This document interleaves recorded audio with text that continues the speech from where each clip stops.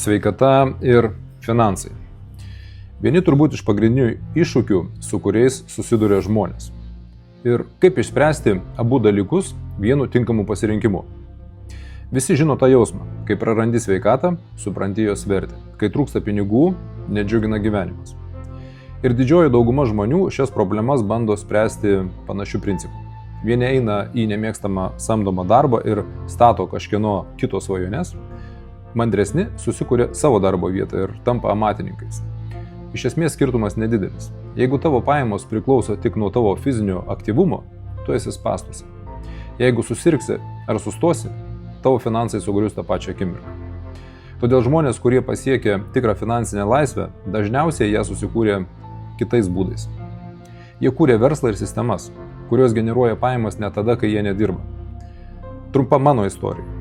Aš pasirinkau Vokietijos kompaniją PM International, kuri kūrė naujausių technologijų, natūralius vitaminus ir papildus Fitline. Ši veikla leidžia sujungti du svarbiausius man dalykus. Tai yra pasirūpinti savo sveikata ir generuoti pasyvias pajamas.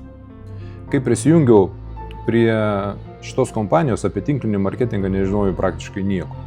Nežiūrint to, per pirmus 3 mėnesius pasiekiau viceprezident rangą.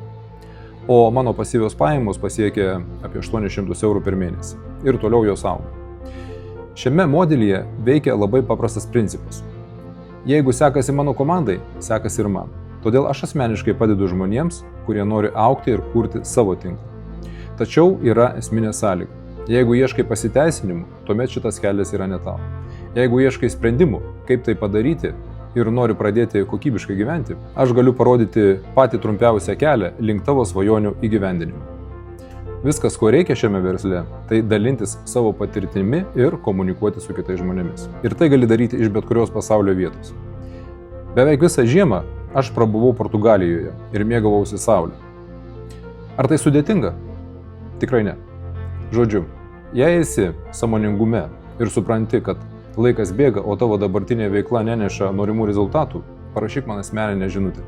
Sutarsime laiką 15 minučių pokalbiui, kad galėčiau papasakoti plačiau.